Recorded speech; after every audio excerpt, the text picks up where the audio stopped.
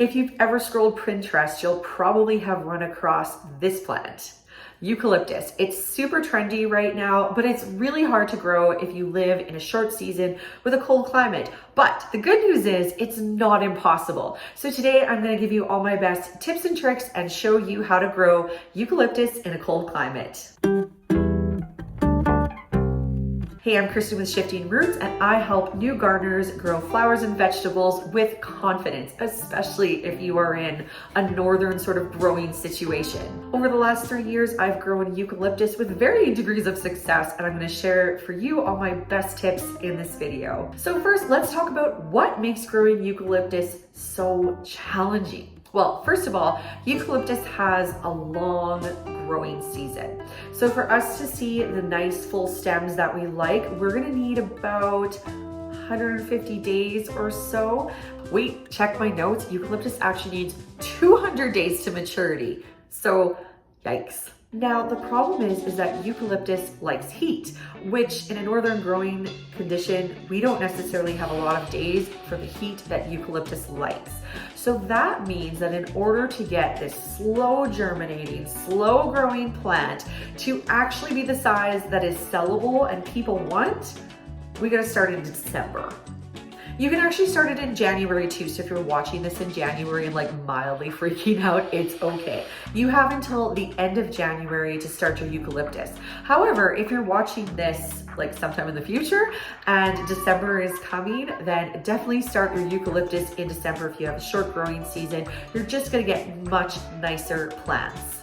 So the first year I started eucalyptus, I started in about mid-February, and my plant looked like this as of April 25th. So you can see exactly how slow growing they are. If that was a tomato would be like this and dying to get out of your house. But unfortunately, being started at February 15th meant that my longest stems were only about 18 inches long, which is long enough for bouquets, but not really long enough for, like, say if you want to do wedding work or if you want to offer like larger shower bundles and things like that. So definitely stick with a December or a January date.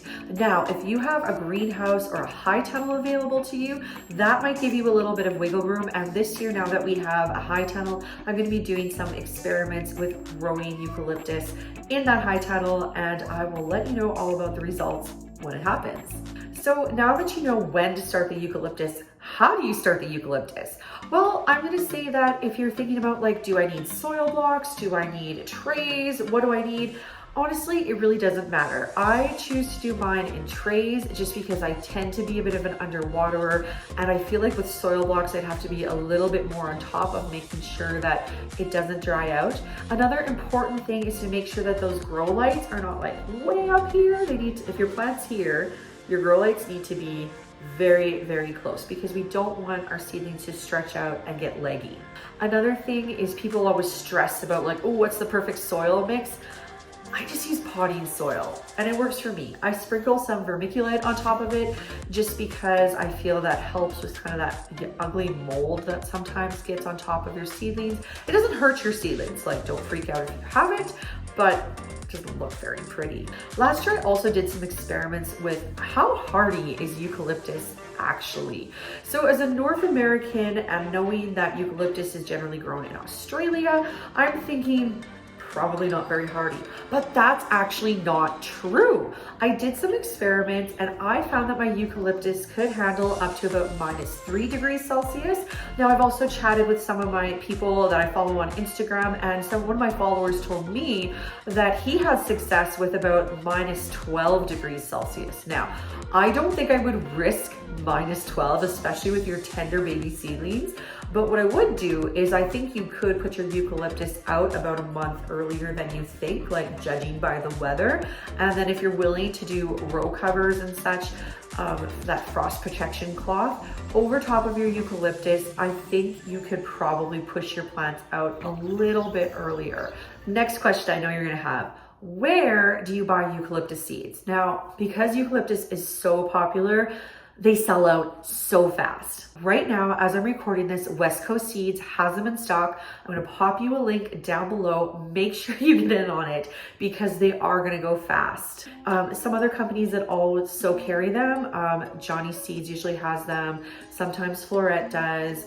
William Dam has them, OSC, stems. Occasionally you can also find seeds on Etsy. That's always a little bit sketchier. So, just maybe do some research into your sellers, and I would use that as a last resort. But I know people have had some success. But I can tell you the West Coast Seeds ones that are available right now, I have an affiliate for them, just so you know, they are available. So if you have a small space and maybe you don't actually have a garden space to grow eucalyptus, you're probably wondering, can you grow eucalyptus in pots? And the answer is yes, and actually very well. So I've experimented with growing eucalyptus like in ground, in raised beds, and in containers, and I'm happy to report that they work beautifully in all three situations.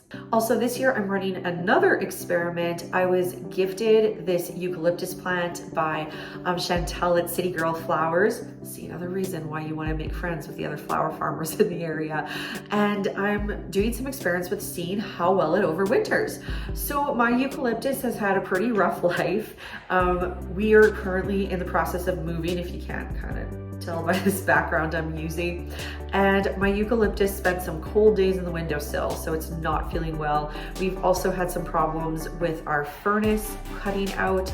So the house didn't freeze, but it got quite cold, and the eucalyptus is held up, right? But I would definitely say it's not happy.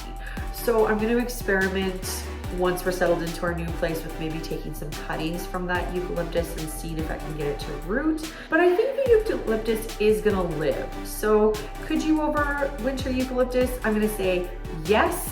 Is it easy? I'm gonna say no. All right, so that's it for me today. I hope you've enjoyed this video, found it really helpful. If you like more content like this, give me a subscribe and a like on that video. As well, I'm over on Instagram and Facebook basically every day sharing helpful gardening advice with actionable tips that you can use. All right, we'll see you in the next one, friends. Bye-bye.